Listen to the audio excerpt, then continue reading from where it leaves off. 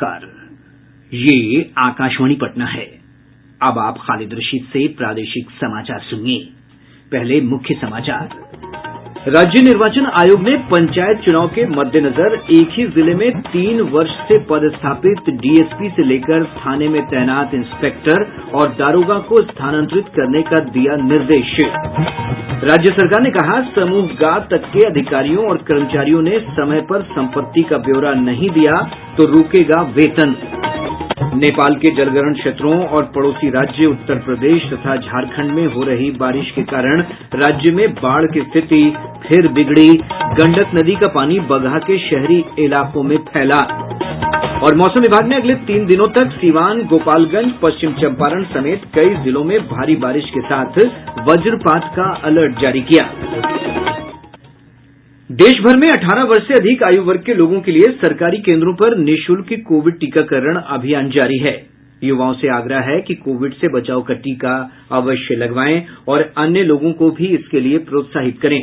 जब तक आवश्यक न हो घर से बाहर न निकलें और 3 सरल उपायों का पालन करते रहें। मास्क लगाएं, 2 गज की सुरक्षित दूरी बनाए रखें, हाथ और मुंह साफ रखें। साथ ही कोविड से संबंधित जानकारी प्राप्त करने और मार्गदर्शन के लिए आप राष्ट्रीय हेल्पलाइन नंबर 1075 पर संपर्क कर सकते हैं। बिहार सरकार के हेल्पलाइन नंबर 104 पर भी जानकारी प्राप्त की जा सकती है। अब समाचार विस्तार से।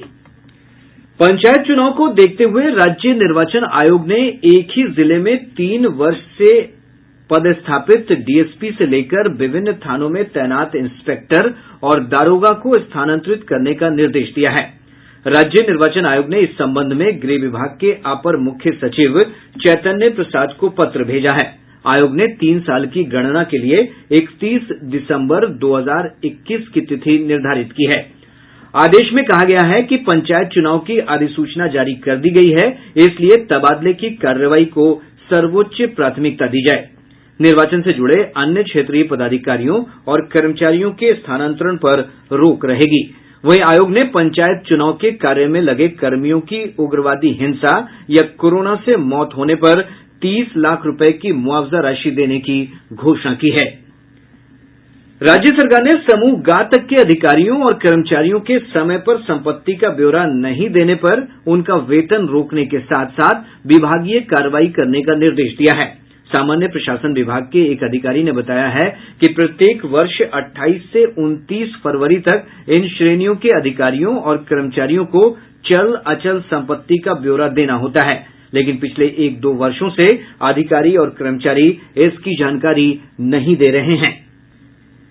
देश में राष्ट्रव्यापी टीकाकरण अभियान के तहत कल कोविड रोधी वैक्सीन की 1 करोड़ से अधिक डोज दी गई है। टीकाकरण अभियान आरंभ होने के बाद से एक दिन में टीकाकरण की यह सर्वाधिक संख्या है। केंद्रीय स्वास्थ्य मंत्रालय ने कहा कि देश में 62 करोड़ से अधिक लोगों का टीकाकरण हो चुका है। कोविड से बचाव के लिए अब तक 47 करोड़ लोगों को पहली डोज और 14 करोड़ से अधिक लोगों को दूसरी डोज दी जा चुकी है। इधर प्रदेश में अब तक 3 करोड़ 48 लाख 98 हजार से अधिक लोगों को कोविड से बचाव के टीके लगाए जा चुके हैं। प्रधानमंत्री नरेंद्र मोदी ने कहा है कि कल एक दिन में कोविड रोधी वैक्सीन की 1 करोड़ से अधिक डोज दिया जाना एक महत्वपूर्ण उपलब्धि है। उन्होंने एक ट्वीट में डोज लेने वालों और टीकाकरण अभियान सफल बनाने वालों को बधाई दी है। जाने माने चिकित्सक डॉक्टर राजेंद्र कुमार धमीजा ने कहा है कि कोविड-19 पर काबू पाने के लिए सभी लोगों को वैक्सीन लेनी चाहिए।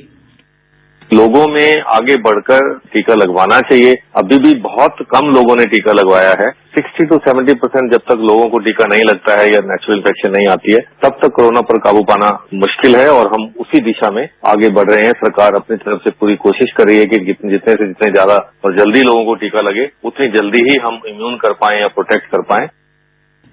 प्रदेश के लगभग 92,000 आशा कार्यकर्ता और आशा फैसिलिटेटर को गृह आधारित नवजात देखभाल किट HBNC दी जाएगी। स्वास्थ्य मंत्री मंगल पांडेय ने कहा कि इस किट से नवजात शिशुओं की देखभाल में मदद मिलेगी। केंद्र सरकार के प्रमुख वित्तीय समावेशी कार्यक्रम प्रधानमंत्री जनधन योजना के आज 7 वर्ष पूरे हो रहे हैं। यह योजना देश में सभी तक बैंकिंग सुविधाओं की पहुंच प्रदान करने के उद्देश्य से 2014 में आज के दिन ही शुरू की गई थी। एक रिपोर्ट। विश्व के बड़े वित्तीय समावेशन कार्यक्रमों में से एक प्रधानमंत्री जनधन योजना ने पिछले 7 सालों में गरीब और हाशिए पर रहने वाले लोगों को बैंकिंग और अन्य वित्तीय सुविधा उपलब्ध कराने में उल्लेखनीय भूमिका निभाई है। इस योजना ने न केवल लोगों को उनकी बचत को औपचारिक वित्तीय प्रणाली में लाने में मदद की है, बल्कि यह गरीबों को सूदखोरों के चंगुल से निकालने में भी कारगर साबित हुआ है। अब तक देश भर में 43 करोड़ 4 लाख से अधिक लोगों का बैंक खाता इस कार्यक्रम के तहत खोला गया है, जिसमें लाभार्थियों के 1,46,000 करोड़ से ज्यादा राशि जमा है। बड़ी संख्या में प्रधानमंत्री जनधन योजना के खाता धारकों को सरकार के विभिन्न कल्याणकारी योजनाओं के तहत सीधे राशि उनके बैंक खातों में भेजा जा रहा है। वित्तीय समावेशन की सरकार की प्राथमिकता की दिशा में यह कार्यक्रम बड़ी भूमिका निभा रहा है। दिवाकर, आकाशवाणी समाचार, दिल्ली। प्रधानमंत्री नरेंद्र मोदी कल सुबह 11 बजे आकाशवाणी से मन की बात कार्यक्रम में देश विदेश के लोगों के साथ अपने विचार साझा करेंगे। इस मासिक रेडियो कार्यक्रम की यह 80वीं कड़ी होगी। मन की बात का प्रसारण आकाशवाणी और दूरदर्शन के समूचे नेटवर्क पर किया जाएगा।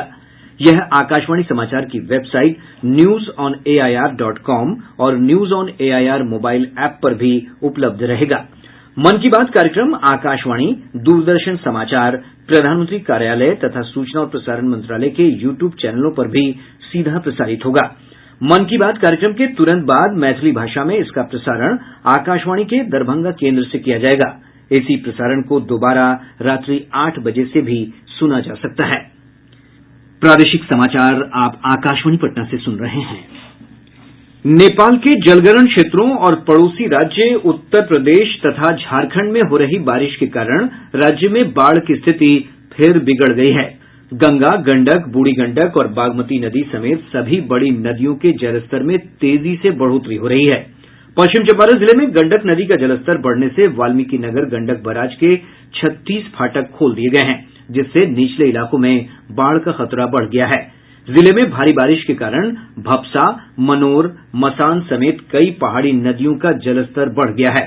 बगहा शहर के वार्ड नंबर 4, 6 और 7 के 150 घरों में गंडक नदी का पानी प्रवेश कर गया है। वहीं बगहा 2 के नौरंगिया पंचायत के घुरौली गांव के पास भपसा नदी का अस्थायी बांध टूट गया है। इससे आधा दर्जन गांवों में बाढ़ का पानी प्रवेश कर रहा है। गोपालगंज जिले में भी गंडक नदी उफान पर है। जिले के 40 गांवों में बाढ़ का पानी फैल गया है। जिलाधिकारी ने बाढ़ को देखते हुए निचले इलाकों में अगले 3 दिनों तक स्कूलों को बंद रखने का निर्देश दिया है। वहीं जिले के बैकुंठपुर और सदर प्रखंड के कई गांवों में बाढ़ का पानी प्रवेश कर गया है। पूर्वी चंपारण जिले में बागमती नदी में उफान से शिवहर मोतिहारी मुख्य पथ पर यातायात ठप हो गया है। वैशाली जिले में झाझा और वाया नदी का पानी पटेढ़ी बेलसर प्रखंड के साइन मुजिया, परवारा, बीबीपुर समेत अनेक गांवों में प्रवेश कर गया है। गोरौल सरैया और मुजिया से जतकौली साइन तक की मुख्य सड़क पर 2 से 3 फुट तक पानी बह रहा है। गोरौल प्रखंड के कटरमाला, पीरापुर, मथुरा सहित कई पंचायतों में वाया नदी का पानी प्रवेश कर गया है। सारण जिले के ईसवापुर और मशरक में घोघारी नदी पर बना बांध टूटने से कई गांवों का सड़क संपर्क भंग हो गया है। शिवहर जिले में बागमती नदी का जलस्तर डुब्बा घाट में खतरे के निशान को पार कर गया है, जिससे राष्ट्रीय उच्च पथ संख्या 104 के शिवहर सीतामढ़ी खंड पर यातायात ठप है। बाढ़ का पानी पिपराही प्रखंड के बेलवा, नरकटिया, इनरवा और महुआवा समेत कई गांवों में फैल गया है। मुजफ्फरपुर जिले के सकरा थाना क्षेत्र के सुंदरपुर गांव में कदाने नदी का बांध टूट जाने से निचले इलाकों में बाढ़ का पानी प्रवेश कर गया है। मधुबनी जिले की सिसई पंचायत के कई गांवों में बाढ़ का पानी प्रवेश कर जाने से लोगों ने ऊंचे स्थानों पर शरण ले रखी है। सीतामढ़ी जिले में बागमती और अधवारा समूह की नदियां उफान पर हैं, जिससे कई नए क्षेत्र बाढ़ की चपेट में आ गए हैं। बागमती नदी सभी स्थानों पर खतरे के निशान से आधा से 1 मीटर ऊपर बह रही है, जबकि परिहार प्रखंड के कई गांवों में बाढ़ का पानी प्रवेश कर गया है। समस्तीपुर जिले में भी लगातार हो रही भारी बारिश के कारण बाढ़ प्रभावित इलाकों में स्थिति गंभीर हो गई है। शेखपुरा जिले के घाटकुसुम्बा प्रखंड में हरोहर नदी के जलस्तर में कमी आने के बावजूद ग्रामीण सड़कों पर अब भी बाढ़ का पानी बह रहा है। प्रखंड मुख्यालय से गदवदिया जाने वाली सड़क पर अब भी लगभग 3 फीट तक पानी बह रहा है। वहीं पानापुर पंचायत में पानी कम होने से आवागमन सुचारू हो गया है। इधर गंगा नदी का जलस्तर बक्सर, पटना के हाथीदह, भागलपुर, सुल्तानगंज और कहलगांव में खतरे के निशान को पार कर गया है। बक्सर में गंगा नदी में लगभग 3 लाख क्यूसेक पानी पहुंच रहा है। हालांकि दीघा घाट में गंगा नदी का जलस्तर पिछले 24 घंटे से स्थिर है, लेकिन अधिकारियों का कहना है कि नदी के जलस्तर में बढ़ोतरी होने की संभावना है। पुनपुन नदी का जलस्तर पटना और औरंगाबाद में तथा घाघरा नदी का जलस्तर सीवान में बढ़ रहा है। कोसी नदी में भी उफान जारी है। प्रदेश में दक्षिण पश्चिम मानसून अत्यधिक सक्रिय है। मानसून की ट्रफ रेखा हिमालय की तराई क्षेत्र की ओर बढ़ गई है। इससे उत्तर बिहार में विभिन्न स्थानों पर बारिश की गतिविधियां बढ़ी हुई हैं। विभाग ने अगले 3 दिनों तक सीतामढ़ी, पश्चिम चंपारण, मधुबनी, दरभंगा, शिवहर, वैशाली और पूर्णिया जिले में अधिकांश स्थानों पर भारी बारिश और वज्रपात की संभावना जताई है। मौसम विज्ञान केंद्र पटना की वैज्ञानिक आरती गुप्ता ने बताया कि अगले 24 घंटों के दौरान राज्य के उत्तरी हिस्सों में अधिकांश स्थानों पर, जबकि दक्षिणी हिस्सों में कुछ स्थानों पर हल्की से मध्यम बारिश हो सकती है।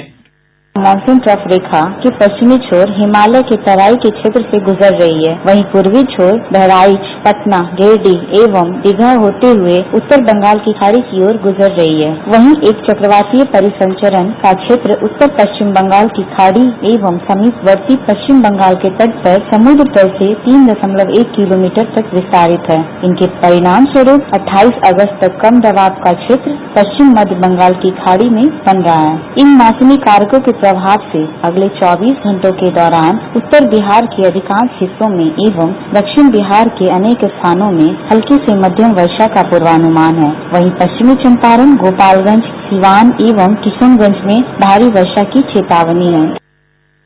सूचना और प्रसारण मंत्रालय के क्षेत्रीय आउटरीच ब्यूरो के तत्वावधान में आरा स्थित महंत महादेवानंद महिला महाविद्यालय में आज से 3 दिवसीय आजादी का अमृत महोत्सव, विशेष कार्यक्रम और फोटो प्रदर्शनी का आयोजन शुरू हो रहा है। केंद्रीय मंत्री आर.के. सिंह इस प्रदर्शनी का उद्घाटन करेंगे। पत्र सूचना कार्यालय और रीजनल आउटरीच ब्यूरो के अपर महानिदेशक शैलेश कुमार मालवीय ने बताया कि इस कार्यक्रम का उद्देश्य आजादी के गुमनाम योद्धाओं के बारे में लोगों को जानकारी उपलब्ध कराना है। राज्य सतर्कता अन्वेषण ब्यूरो ने दरभंगा जिले के सिंहवाड़ा अंचल के एक राजस्व कर्मचारी रामप्रसाद राम और उसके निजी सहायक शिवनंदन यादव को 5,000 रुपए रिश्वत लेते रंगे हाथ गिरफ्तार किया है। अब पटना से प्रकाशित प्रमुख समाचार पत्रों की सुर्खियां। आज के सभी समाचार पत्रों ने अलग अलग खबर को प्रमुखता से प्रकाशित किया है। हिन्दुस्तान की सुर्खी है, बैंकों से कर्ज लेने वालों की तादाद 6 गुना बढ़ी। दैनिक जागरण की बड़ी खबर है, मोइनुल हक स्टेडियम में क्रिकेट के साथ होंगे अन्य खेल भी। प्रभात खबर लिखता है, अग्रणी के 8 प्रोजेक्टों का रजिस्ट्रेशन रद्द, ग्राहकों के लौटाने होंगे 100 करोड़। दैनिक भास्कर ने टोक्यो पैरालंपिक खेलों में भारतीय एथलीटों के प्रदर्शन पर लिखा है, पहला पदक पक्का, विजयी भाविना। आज अखबार ने मुख्यमंत्री नीतीश कुमार के हवाले से लिखा है, 10 से 15% लोग बापू के विचारों को अपनाएं तो देश बदलेगा। और अब अंत में मुख्य समाचार एक बार फिर। राज्य निर्वाचन आयोग ने पंचायत चुनाव के मद्देनजर एक ही जिले में 3 वर्ष से पदस्थापित डीएसपी से लेकर थाने में तैनात इंस्पेक्टर और दारोगा को स्थानांतरित करने का दिया निर्देश। राज्य सरकार ने कहा, समूह गा तक के अधिकारियों और कर्मचारियों ने समय पर संपत्ति का ब्यौरा नहीं दिया तो रुकेगा वेतन। नेपाल के जलग्रहण क्षेत्रों और पड़ोसी राज्य उत्तर प्रदेश तथा झारखंड में हो रही बारिश के कारण राज्य में बाढ़ की स्थिति फिर बिगड़ी। गंडक नदी का पानी बगहा के शहरी इलाकों में फैला। और मौसम विभाग ने अगले 3 दिनों तक सीवान, गोपालगंज, पश्चिम चंपारण समेत कई जिलों में भारी बारिश के साथ वज्रपात का अलर्ट जारी किया। इसके साथ ही आकाशवाणी पटना से प्रसारित प्रादेशिक समाचार का ये अंक समाप्त हुआ।